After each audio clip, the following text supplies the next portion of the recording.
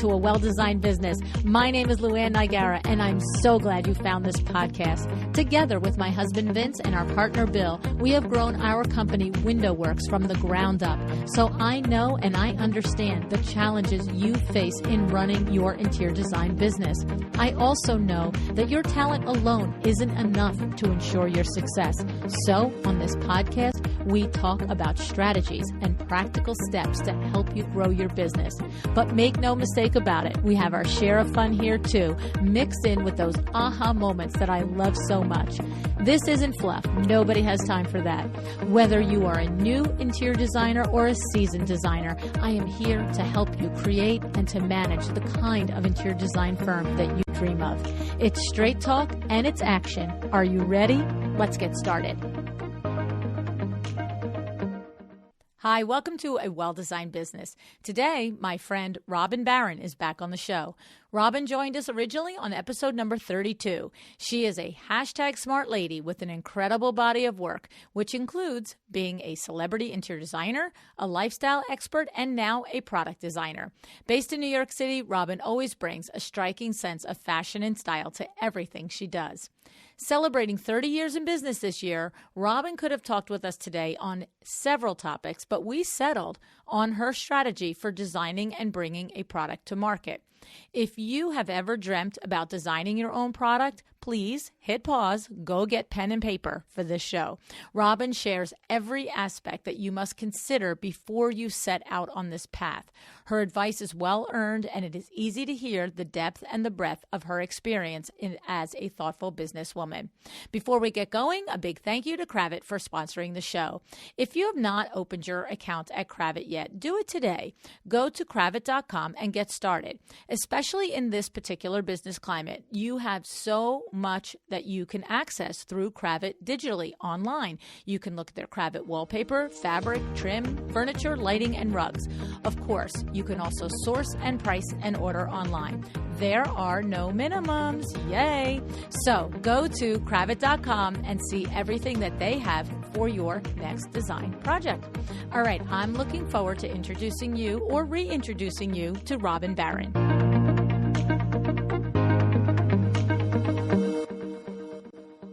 Hi, Robin. Thanks so much for joining me again on A Well-Designed Business.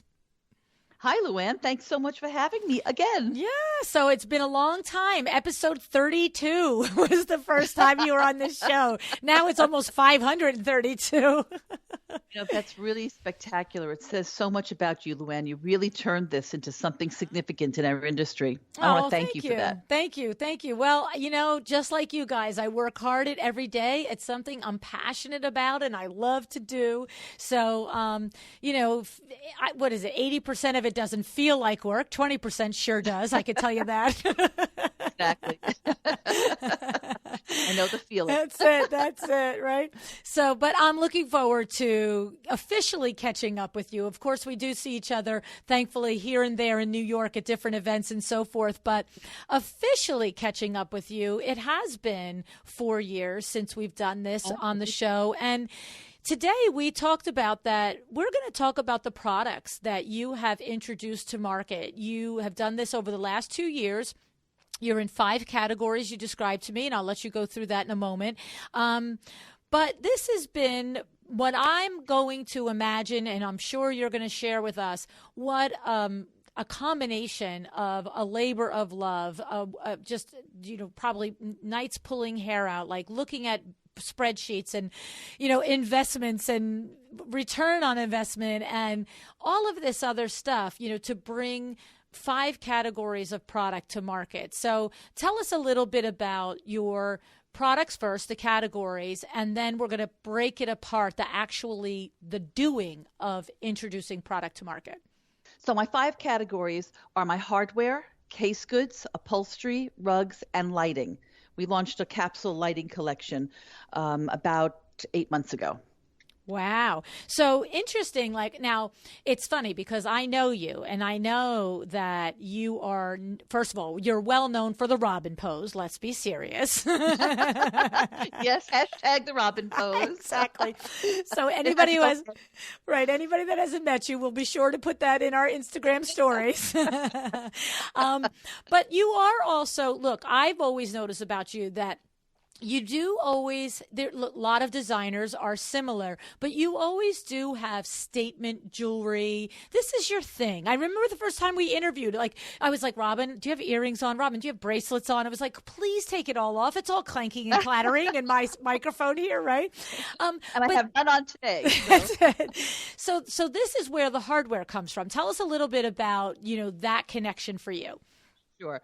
Well, the hardware for me is one of the most important finishing details in a home, whether it's on cabinetry or closets or, any doors. So I always have trouble finding the big, bold kind of statement hardware that I look to finish a space, because I think jewelry really highlights, whether it's your face and your hair and what you're wearing. It's the same thing when you're doing design. So in that frustration, that was the first category that I came out with 2 years ago, is the hardware, because my hardware truly is just like the jewelry I wear, big, bold, and fabulous. Right, exactly. And so tell me about, so is it when you started 2 years ago, was it simply, I personally, as an interior designer, have a need for outstanding selection of hardware and I'm going to design it? Or was it, hey, it starts with this idea in my brain of hardware, but I also have ideas for case goods, upholstery, rugs, and lighting? Or was it the process of doing the hardware that the others were born out of? That's a really good question. So this year, which we're going to announce soon, is my 30th year in business. Wow. Congratulations. Thank you. So over the 30 years, I've done an enormous amount of custom design, whether it's furniture or lighting, or rugs or any category. So I'm very used to custom designing and making a lot of product. It's always been in my wheelhouse and in my goals to do product. Initially, I was thinking it would be licensing. And this is where I think that it's really important to have a business conversation, because it's so important. I've learned along the way that you have to set your macro goal. What's your ultimate goal? And then once you know that, you could start to do the micro goals, the goals that will help you get to the bigger goal.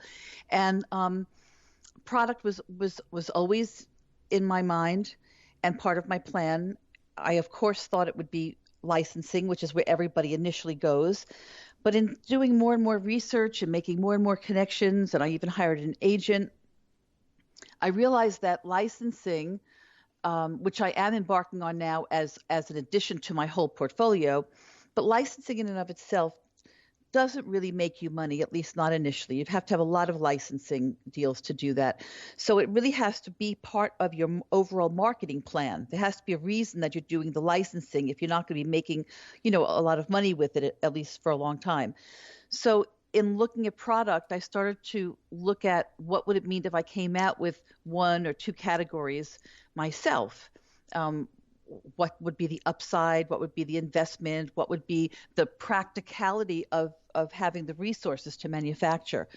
So it's really part of a bigger, more overall business decision than just wanting to do hardware. I think most designers I know are creative and can come up with a lot of different custom designs, and it could be beautiful. It's not really about that, and it really can't be about your ego, because it's way too big of an investment for that. So you have to really figure out, is there a white space or a need in the market? Can you fill it? Do you have the stamina and the pockets to do it? And does it fit into your bigger overall goal? I love this little analysis here, Robin, I have to say. So beyond the desire, what you're saying, it's one thing. Many interior designers are probably have found themselves in a similar situation over and over. I can't find the hardware I love. I can't find the light that I love. But beyond that desire, you saying that you have to find out, is there a need in the market more than just your interest for that project or your fifth project in 2 years, right? And can you fill it? Okay. And then what was the last one that you said? It was like, is there a need in the market? Can can you fill it? Oh, do you have the stamina, you said? Do you have the stamina and the deeper pockets to do it? And does it fit into your overall long-term goals for yourself and your business? Right. Okay. The stamina, the deeper pockets, and does it fit your why, right? Does it fit into Right. your overall Correct. goals? Okay. So let's break some of these down a little bit. How do you know that there is a need in the market? Did you do research? Did you do anything, or did you go by intuition, or, just I 15 times out of 15 projects couldn't find that? Is that enough, or what is the next level of understanding if the market has a need for it? So I think that it's a combination of many things. It's one, when you're out in your design business, where do you see the white space? But it's also, I think it's really important that you know what's happening inside and outside of your business. So inside the business, it's important to go to High Point or Dallas Market or Las Vegas. Go to the different markets. Go to the different events at the design centers when they have them. It's make connections. Join ASID. Do the kind of network you need to, because we all live in a bubble. So if we only use our experience, that's not really enough to go out into the marketplace and invest your time, energy, and money to do something without having a finger on the pulse of what's happening, both design-wise and business-wise.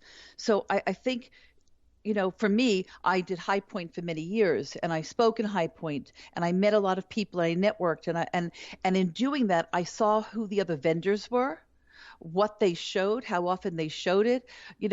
I asked a lot of questions. I spoke to a lot of designers. You need to get out there and really understand the marketplace before you embark on expanding your business into a different branch than you're currently in. I love this. Again, perfect, tangible answer that I can sink my teeth into. So we have this message, this pang, this need in ourselves, but to really see, is there need in the market, the greater marketplace? You got to be in the greater marketplace, is what you're saying. That's exactly right. It's pretty obvious once you say it, Robin, I have to say, but I needed you to say it to me. I think that what happens is that people, we all do this. It's not, I do the same thing. We all do it. We get wrapped up in the bubble that we live in, right, and the design work that we do, and we think we know what's happening, and then our egos get involved. I'm really a good designer. I design all this custom product for my client. I want to design more and get it out there. But it's a business decision. It's not an ego-driven decision. It's not even a design decision. It's truly a business decision, and that's where you have to make that decision from, knowing that. Exactly. I love it. And so the idea of not, 2 days at one market, it's like really making the investment of going to High Point multiple times, going to, as you said, Dallas or America's Market or Las Vegas Market or whatever it may be, and not just walking around. I'm hearing what you're saying, taking the time to learn and meet the players, the brands, the vendors. And it's not just, I'm hearing you, Robin, it's not, let me meet this brand and this vendor because it might suit me, it might benefit me when I bring this product to market, but because these are the people that are in other facets of the industry, and maybe you'll learn something about the direction that the market is going to or has been from, or what's coming out or what's going in, correct? That's right. Absolutely. And it also price points. So in my design work here in New York, I do very high-end work. So my price points, what I look at, where I shop, what we purchase for clients is at one price point. Now that I'm in a product category and I'm manufacturing and selling, I really can't be in that price category. The market's too small. And you understand that more by going to High Point, Las Vegas, meeting other designers, because we do live in a different world here in New York. And if you're going to go out with product, you need to decide what price category you're going to fill, where you're going to live, because that's as important as, or more important in some ways, than the design itself, because you have to understand who's the customer I'm going for. What's the market? And then say, okay, this is the price category I need to be in. And then you look at your designs to make sure that it also fits that same client base. Right. I love it. Well, it's no different when you put your, stake your claim in your design firm and say, who's my ideal client, That's right. right? Who am I going to the luxury market? Am I going to the Yes. middle market, right? Am I going to, there's designers that make a fabulous living doing designer for a day, 5 days a week, and no, Absolutely. right? No deliverables, no anything. Here's your design Absolutely. plan. Go have a field day wherever you go, right? So, and more of that as because business is changing. So yes, exactly. So when you are, I love these nuances of the thought process that you're pulling back the curtain for us on, Robin. It's in your own design firm, you might personally, for your direct clients, design at X level. So maybe every sofa that you design for a client might have an opening price point of $10,000 or $15,000, but in your research, you find out where is the need in the market and where can you meet it. And so maybe I don't have any ideas what design point you're at for either your product lines or your personal design clients. But the point is that decide on where it is and where the need is, and then make your adjustments and get in that lane, right? that's exactly right. That's exactly right. Interesting. I love it. Okay, so great advice on how to first evaluate if there is a market. And then, can you fill it? Was your second tip. Can you fill it? So is that where we talk about leading into, well, right, maybe my wheelhouse is designing $10,000 chandeliers, but if the market has a need for more $3,000 chandeliers, can I fill it? Is that type of question and answer there, or where are we going in that one? I think it's sort of a combination. So I have a very fashion-oriented approach because I did start my career in fashion, and I'm, very fashion oriented. Mm-hmm. So I look at what I do as fashion, high fashion. I don't do the more basic conservative looks. I can't compete with that. There's a lot of that in the market at different price points. So where is more of the white space? It's more in doing something a little bit different, a little bit more fashion. So that's the combination was for me to look at what do I do best? Where do I see by going around and meeting these companies and these people, where do I see that there's a need? And can we do it in that price point? I'd love to be less expensive. Like I'll give you an idea. In my private business, in my design firm, we often do nightstands that range from $4,500 to $6,500, period. Wow. In my company, in my products, we go from $1,900 to $2,600. So we're at a very different price point, but we can't compete with what's made in China for $900 or $1,200. We can't because we're made in America. So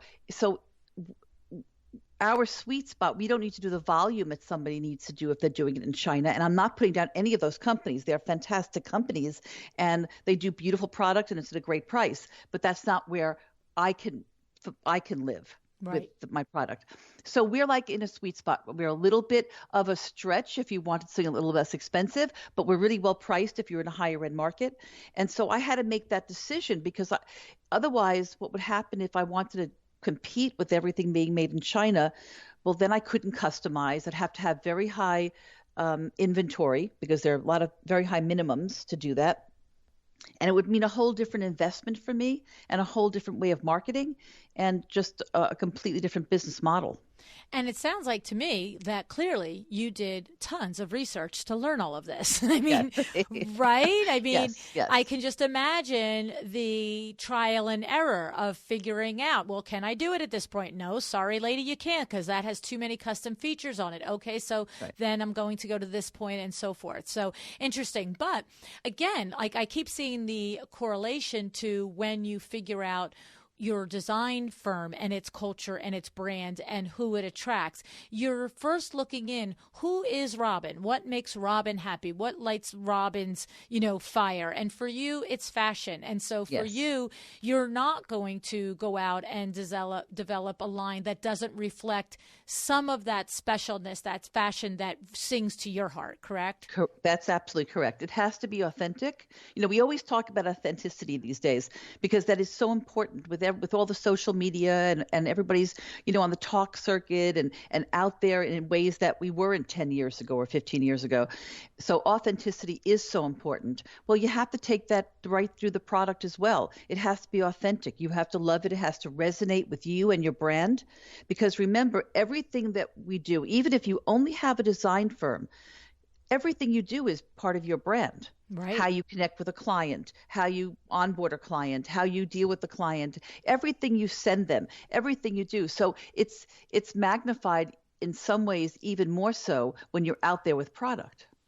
Yes. I mean, I love it, Robin. You're just like really, what it is I know that you're a super businesswoman, and I can see that and hear the analysis and the research and everything that you've gone into creating this. So, hats off to you. Thank you so much. Yeah, I'm not done with you. I'm still going to like, okay. Please use me and abuse me. That's it. So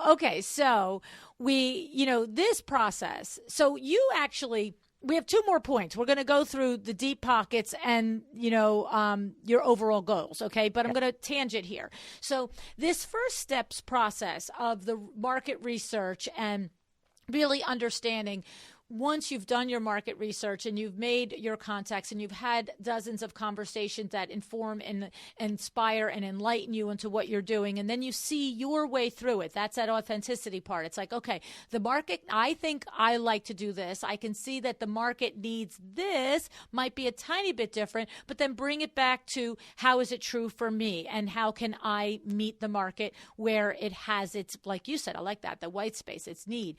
The question is, that process there, Robin, of course, partly it's been born of, at that point, 28 years of being in the business and the industry, but that actual research process of learning the players and learning the needs and analyzing the market, would you say to someone who might be thinking about doing that, maybe there's somebody listening that's like, I have an awesome idea, would you say this is a 1-year process, a 2-year process? What would you say? I guess it also depends on how busy you are in your current day-to-day, but you get my point. Like, how much goes into that?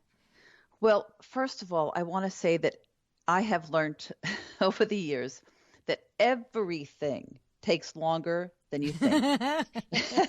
It takes longer and it costs more money than you think. Okay. Okay. So I think I've been in preparation to do product for my entire career. Yeah. It's not like I suddenly said, oh, I let's put on a play in the backyard, like I want to do product now. And I just sort of then decided to go out and research. Yeah. My eye has consciously and unconsciously been focused on this for a long time. I've always known I wanted to do it. I didn't know how, when, or where, but in bringing consciousness to that, I always had my antenna up. I mean, I every time I designed a custom light fixture, let's say, I had visions that could be manufactured, so I may not have been as conscious at that time on bringing the price down. You know what I mean? I would do a one-off and it didn't really matter.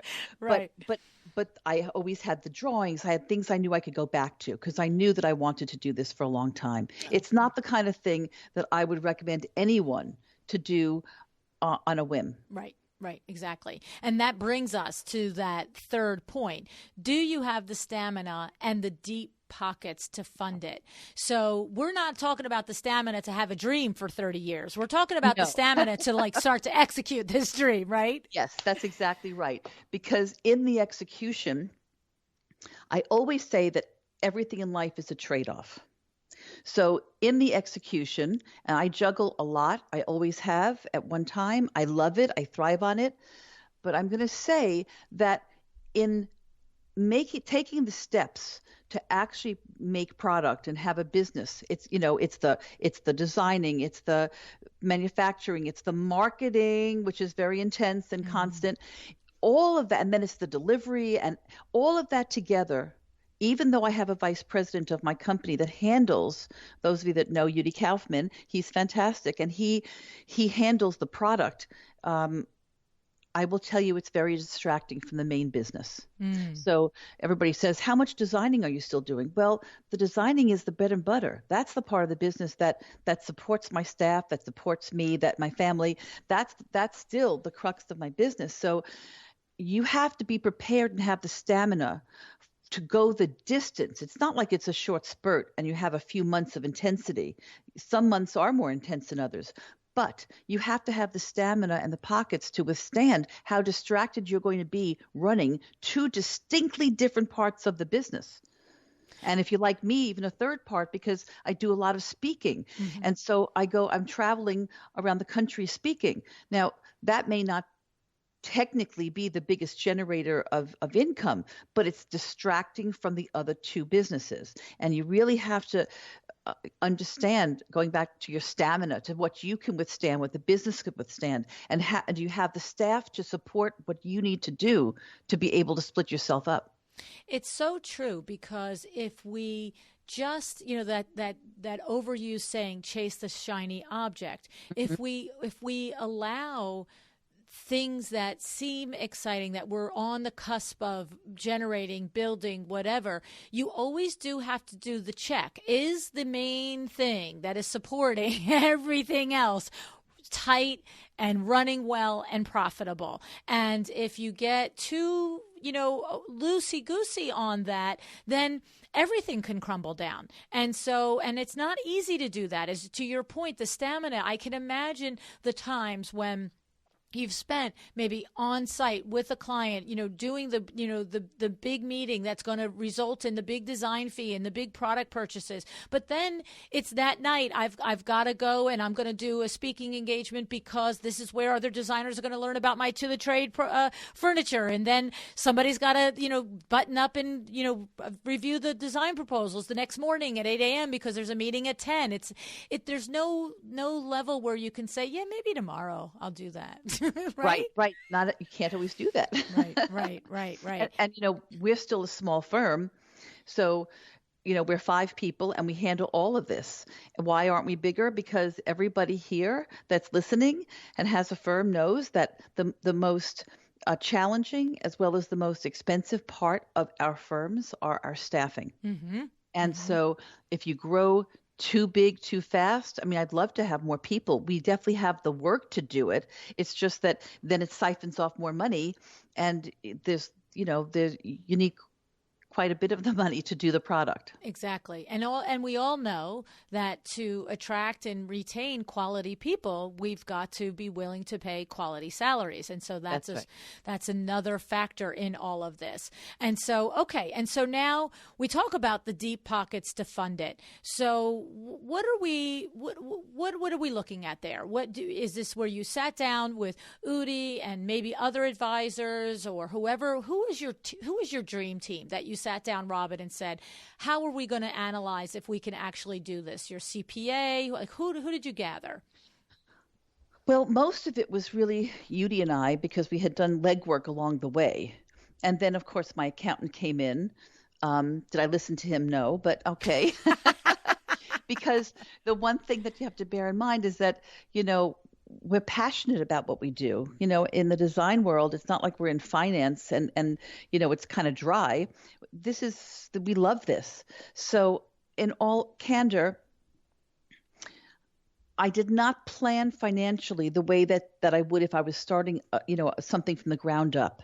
I am starting from the ground up, but if it was a completely new business, a new startup, and I didn't have my design business, I would have looked at it probably a little bit differently.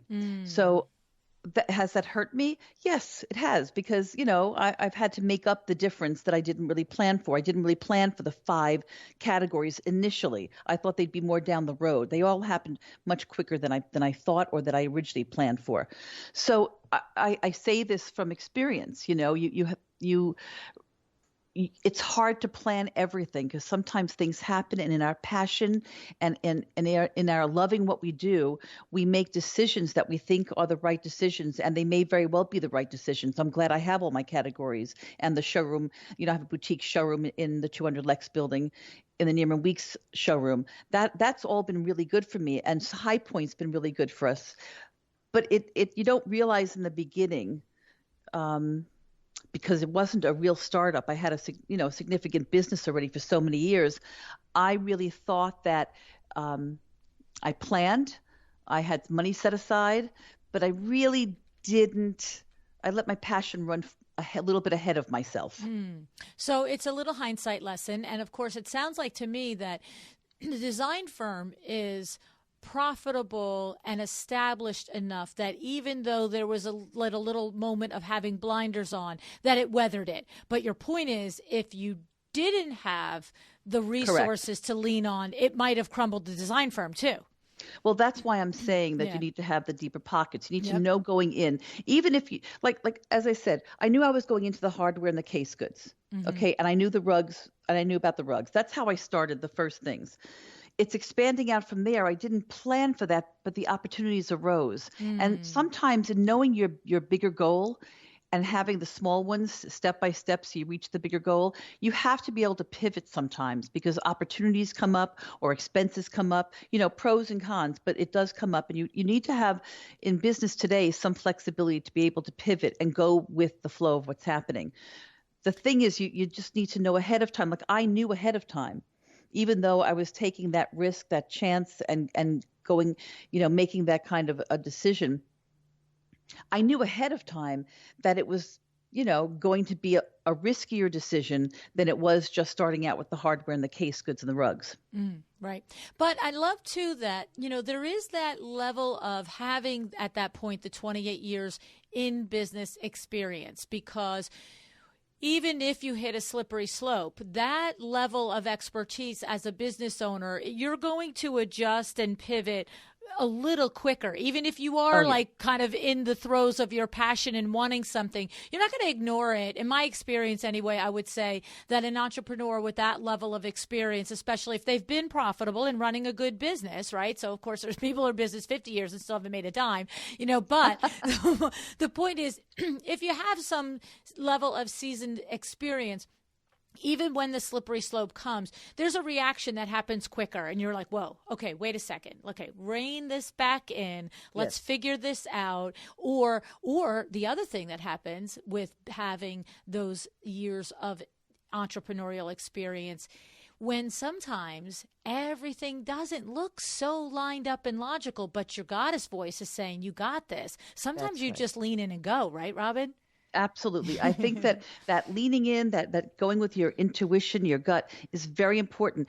If you don't have that and you don't have the wherewithal to be able to do that, then you're not really an entrepreneur, because as an entrepreneur, it is the nature to take risks, to take chances. And one of my little Robinisms is, if you don't take a chance, you don't get one. Love it. So I live by that. So for me, I know that I have the stamina, to take those risks, which is why I went into the 5 categories and I've done everything I've done. But something that you said really rings for me, because it's about knowing when to expand your business. Yes, we all want to, but timing isn't always there. Maybe you don't have the experience. Maybe you don't have the connections. Maybe whatever the reasons may be, you really have to understand who you are, where you're at, where your business is at, and then look at your goals and see how to really, dovetail that in together.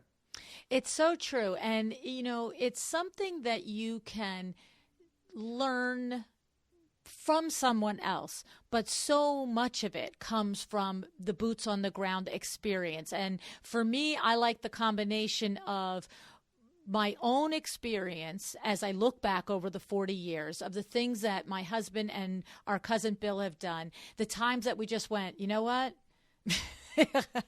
We just got to do it. We just got to do it. And other times where we're like, we really want to do this, but there's nothing on paper that confirms that this is a good idea. Like, stop, right?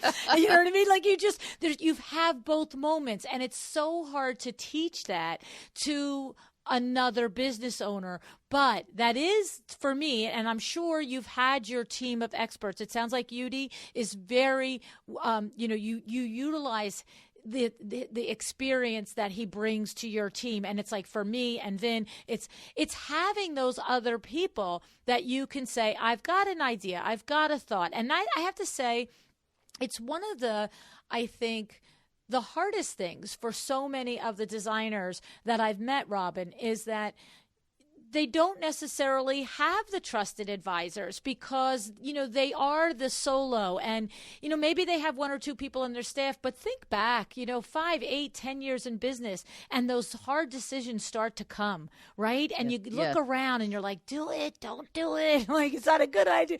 And, it's, and that's why I love having conversations with designers like yourself, with that look back in the mirror experience of being able to say, sometimes it was easy and sometimes it wasn't. And sometimes I had to go for it. And I love this analogy, not analogy, but this, what you're sharing with us is that in hindsight, there were a couple places where you said, I wasn't really quite prepared, but because you were knowledgeable and had the pockets from the other firm, you weathered it and got through. Absolutely. And it's partially that. And it's also just you have to know your emotional makeup. That's why I say you have the stamina for it. In all business, being in business for so many years, I weathered through, September 11th, 2008. Like there have been times that not just difficult business, just because business is difficult, it's because of what's happening, in the world around us. And you learn so much about yourself when you weather those kinds of storms, because a lot of people went out both of those times. Yes. But you have to, this is where two things. One, you really have to know who you are. Can you dig deep to find your own personal resources within yourself to be able to go through that and rethink things, pivot, think about those situations I just mentioned, September 11th and 2008, really required me to look at not just my business, but it's what I do today. Look at the business world around you, outside of our business. Right. What's happening in the business world? Not just the financial world, but the business world. Who are the disruptors? Why are they disruptors? Are they successful? We're seeing a lot of disruptors caving now. So you really have to look at the business landscape and then apply it to the design landscape for your, our specific industry. And if you have that kind of ability to do that, that's a true entrepreneur. And then there's something to talk about in terms of expanding into product. Now, I mentioned licensing, and I said that licensing is something that I decided consciously a couple of years ago that I wasn't going to pursue. I was going to do my own product. Now I am pursuing licensing and we'll be making some announcements soon. And the reason it makes sense now is because I look at licensing as a marketing play. It helps to market your name and your company. If you have nothing to market, then you could be marketing your design firm, of course, but you need something to market. Otherwise, you're just looking at it as another income source. And people say it's, mailbox money. But, you have to really have a lot of licensing with big name, big companies that do a lot of volume. It's not so easy to make real money from licensing. Right. So you have to you have to understand what it will do for you and not look to it for what may be unrealistic. So I think that in looking at the business landscape and looking at your business, there are many different ways that you can tweak your business, expand your business, but you first have to know really, truly who you are, what you want, and what you can handle. It's so true, because I know both of us have this experience of working and meeting colleagues that are seasoned and many years in business, and you and I have this makeup of, let's get up, let's get going, let's get it done. Like we were right. Joking off air that both of our staffs are very happy if we don't come in until a few hours after the day starts. It's like, my staff is like, okay, the hurricane's here. You know what I mean? Right. And so, and it's like, put one more thing on my plate, I'm going to get it done. And you're the same way. That's not the only way to be successful though, right? You see? Absolutely. It's just like every single thing in this planet. We need every way that a person is able to design something, accomplish something, run something. There's all different personalities and styles. But the reality is that to run an interior design firm and to develop product I say it all the time when I'm talking with designers. That's like yes, okay, it's in the design industry, but it's a whole separate business. You may as well open up a car dealership. You know what I'm saying? Like, it's a whole separate vertical with its own challenges that are completely different from the challenges and the things that you'll face as an interior design principal, because it's also pretty and because it also goes into a house. But everything else about it takes a whole different look and a whole different point of view and a whole different level of financial backing to be able to pull off, right? And a very different skill set, right? And a very different set of resources. Mm-hmm. It is truly a totally different business. And to your other point about different ways to build your business, I get a lot when I speak. People come over and say, "Oh my God, you're so outgoing. I'm so introverted. I don't know if I could do this, but I really want to." And I always say to them that just because I'm outgoing and extroverted doesn't mean that that's the only way to do it. Exactly. You have a lot of introverts or extroverted introverts. You have very many different types of people that are successful in their lives. Mm-hmm.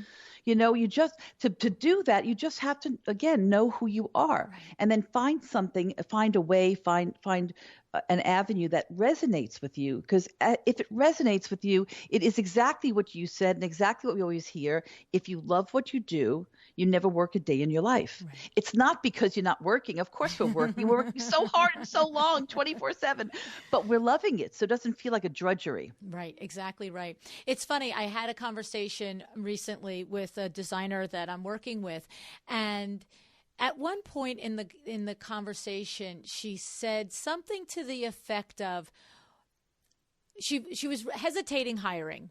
She has clearly enough gross revenue to hire. We have to make some adjustments on the profit margins and so forth, but the gross numbers are there and well there into the six figures, right? And she said, I said, why have you hesitated? Why haven't you done it? You're working 16-hour days, 7 days a week. I mean, why have you hesitated? And she said, I guess I'm just waiting to feel like it's always all going to be okay. And I just went, oh, no, sweetie, that's never going to happen. Never.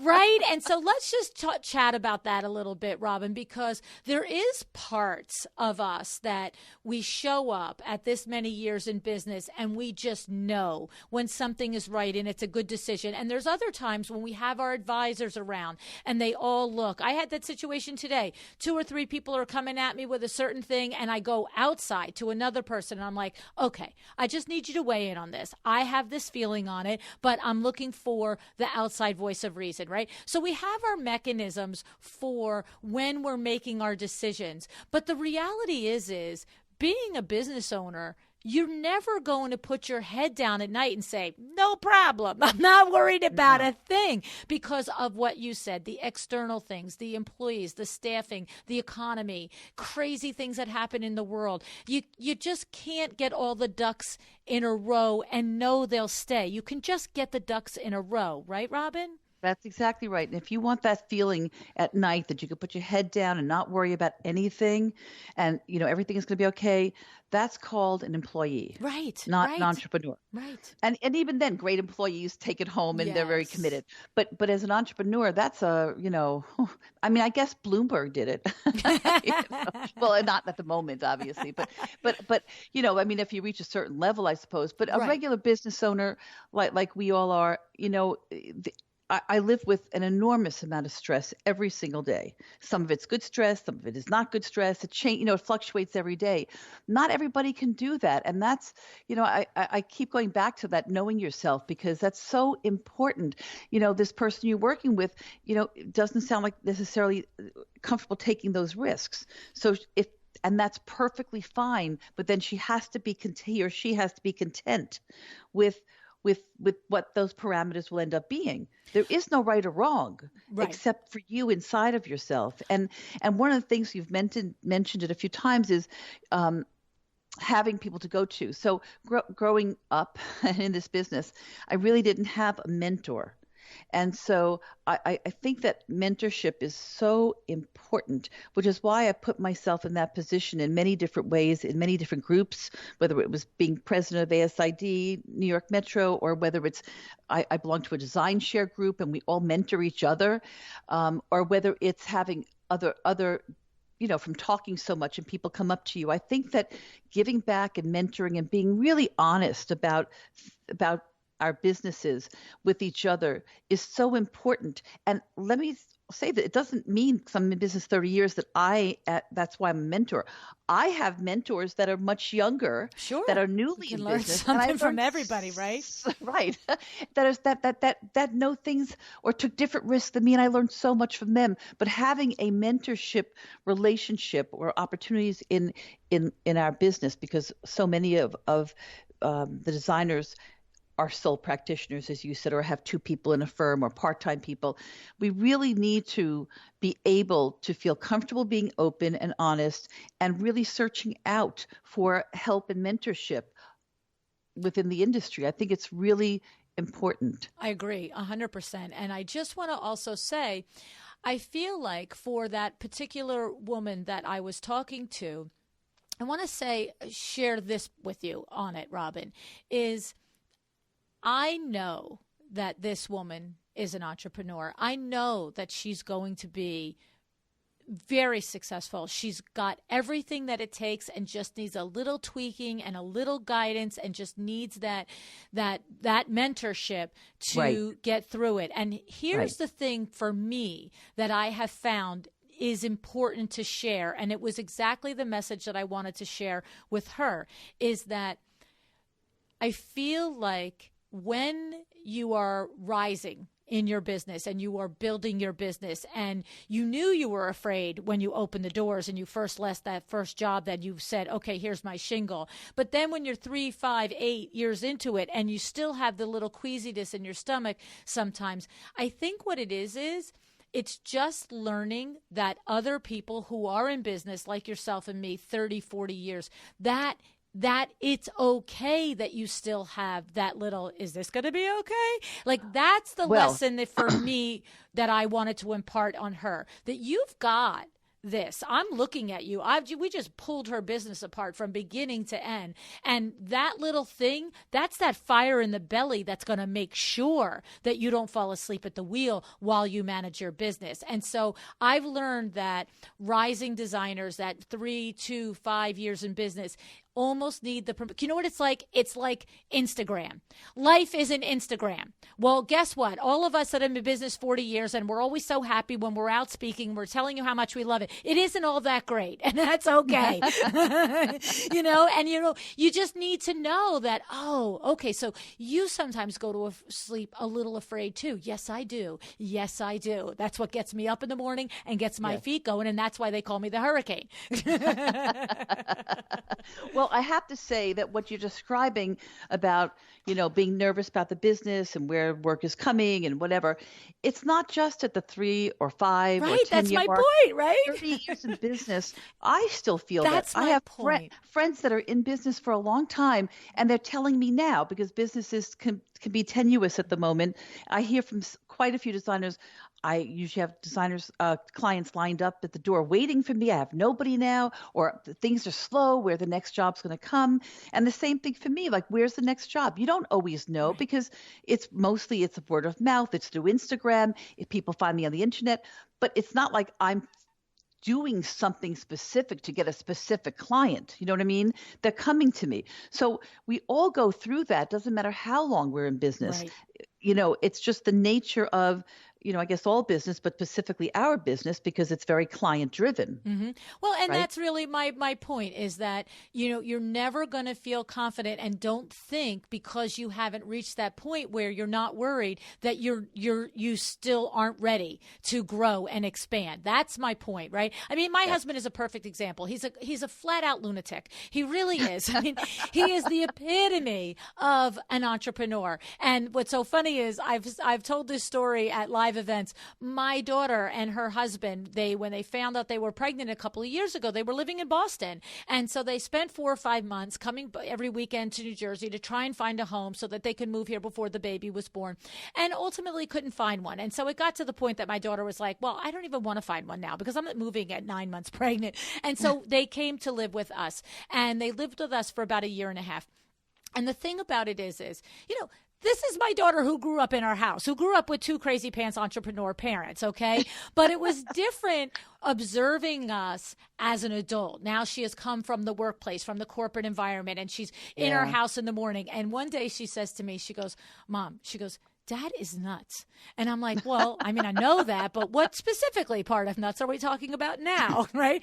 And she said, well, it's nuts. She goes, I will literally be making my coffee in the morning, and at 8 o'clock in the morning, he's grilling you. Now, and we mean this in the nicest of ways, but he's grilling you like, okay, it's the 15th of the month, and we only have X amount in sales, and what do you have in the pipeline, and what do you've got in the hopper, and do you have any deposits coming in, and what's happening, and what are you doing to get more business, and blah, blah, blah. And I'm answering all his questions. And then she said, but wait, this is crazy. She goes, at 7:30 at night, he's sitting there going, where's your mother? And when you walk through the door at 8 o'clock at night, he's like, where have you been? What kind of life is this, working this many hours? And she's like, I don't know how you do it. I'm like, because he is nuts. He has got this fire in his belly, and every single day he never takes for granted that even though Window Works is this many years old, that we have to work hard to make it happen. And in the morning, he's fired up, and at night, he's tired, and he wants his wife sitting next to him. That's right.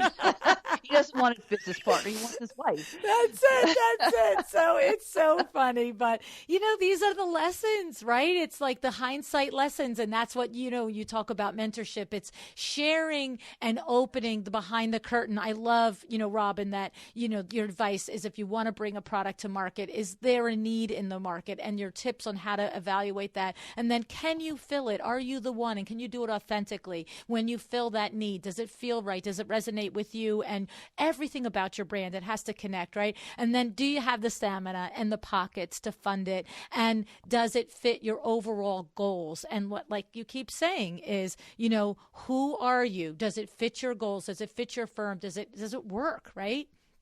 Absolutely. Those are questions you really have to, ask yourself and dig deep before you take a big risk. But as you're saying, even once you've answered those things, you just have to overall be comfortable taking that jump.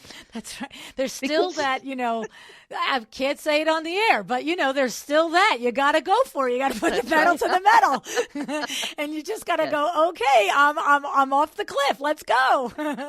But see, that's the hurricane, because once I make a move and I jump off that cliff, I am going to move heck and high water to make this happen. And if it doesn't happen, it's not because I was asleep at the wheel, right? That's exactly right. Yes. That's exactly right. Yes. And the other thing that's really important for, anyone thinking about doing this, that's a sole practitioner, or, something my father taught me that I always talk about is that you're only as good as the people you surround yourself with. You cannot do this in a vacuum or by yourself. You have to have support. Even if you're going out for licensing, you have to have the staffing support to be able to do the work, share the work, and carry the workload of the business that's supporting you. So it's really important that making the decision is a multi-pronged decision. It's not just, hey, I want to do it, or say I know I can do it, or that I even have the money for it. You have to have all the pieces put together to be able to support you. I always tell my staff, your job, your number one job, is to support me. If you support me, then I can make everything else happen. But if you don't support me, then all the initiatives that we're doing will suffer. Right. It's the unified vision for the team. It's That's the exactly. unified goal for the team. It's like, let's, I always say, get on board or get out of my way. Yeah, that's perfect. I love it. I'm going to quote you now on that one. Let's go. Get on board or get out of my way. Because I'll pull that train anywhere. I really will. But I do need your help because Right. it does take all of us together working. It really does. And that is actually one of the greatest joys of running and leading a firm, right? Is having that whole camaraderie and that team Oh, and yeah. everybody together and unified on let's get this done. Let's make this happen. I love that part. Absolutely. Yeah. Absolutely. And I think also as mothers, a lot of us don't feel as supported during, so having, for me at least, having my staff makes a big difference in my life overall because I know that I'm supported and I know they're there for me and I know that we're a unified team. Right. And that makes a really big difference. That definitely does. It definitely does.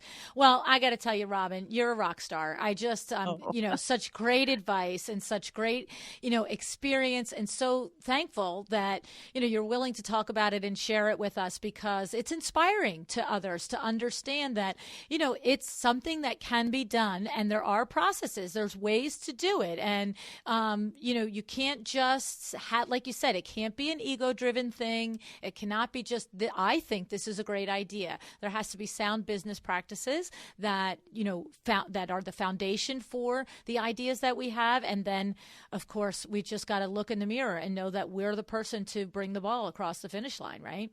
Absolutely. Absolutely. Well, thank you so much for joining us today, Robin. Oh my God. Thank you so much for having me.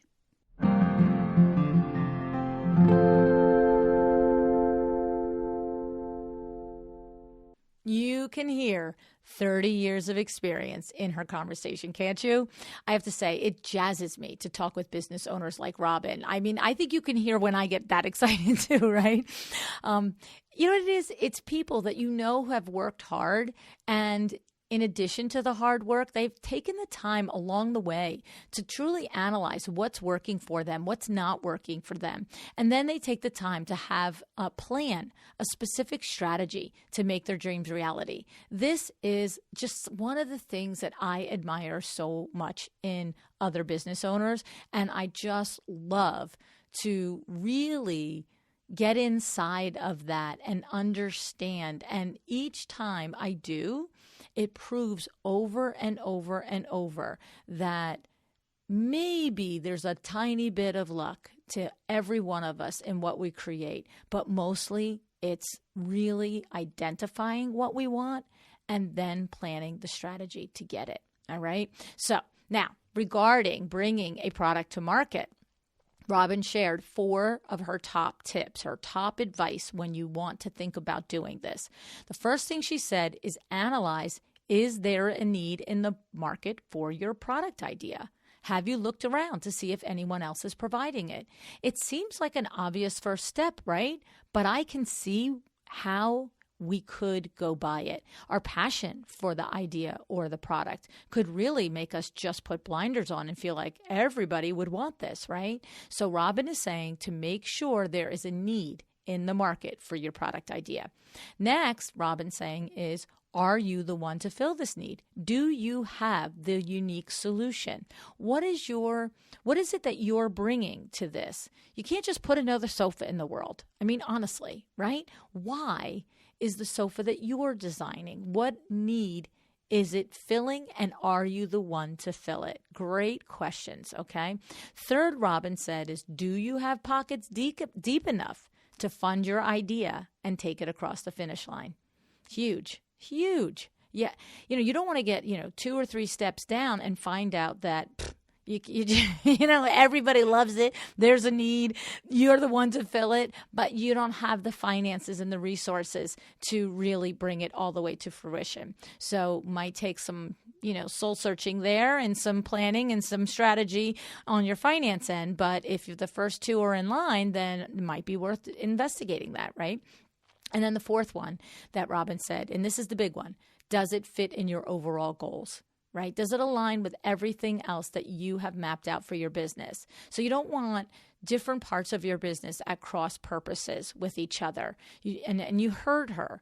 It's very difficult to run an interior design firm and launch a product. Do you have it in line? Does it fit in your overall goals? So I love these 4 tips. And I have to say, if this is your desire to design a product line of your own, you should really go back and listen to the show and pull out all of the tips that Robin shared. But these are the 4 to start with, because in my opinion, if you can answer these 4 questions and you really do come up with the, good, solid answers, then you're probably onto something. And wouldn't that be a really cool thing, right? So don't poo-poo your own dreams, all right? If you can answer these questions, I'm telling you, you might be onto something. So you have to at least take it the next step, all right? All right, now, please remember to visit jpourliving.com/LuAnn. I would love for you to support our new sponsor, Jpour Living. Once you set up your trade account, you will have access to over 17,000 rugs in stock in Atlanta, ready to be shipped to your client today. All right? Please spend some time on the jpourliving.com/LuAnn website, because you will be able to discover all of the features that they have there to help you when designing your next project. Custom hand-woven rugs, custom sizes, memos shipped the same day, and up-to-date, accurate stock information, all in real time, all right there, right? So go to jaipourliving.com/LuAnn and sign up for your design trade account today. Now, I want to say thank you for listening today. And I want to give a big shout out to some recent reviews on iTunes.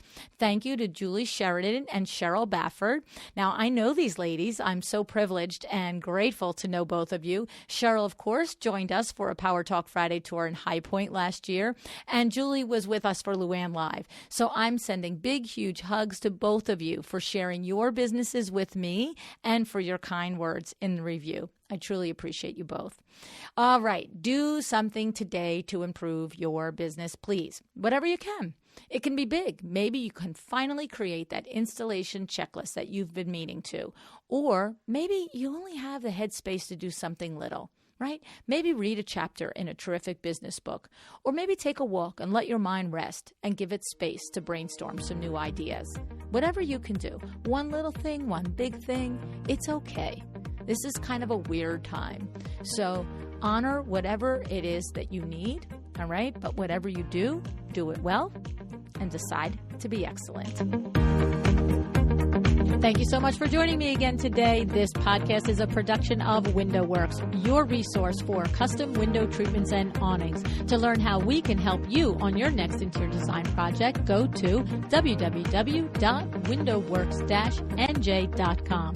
And if you're interested in working with me on your business, either through masterminds or one-on-one coaching, or you want to know how to get my book, The Making of a Well-Designed Business, or you just want to know what's going on in the podcast land and where I'm going to be, all of that is found at LuAnnNigara.com. Thank you so much. Have an excellent day.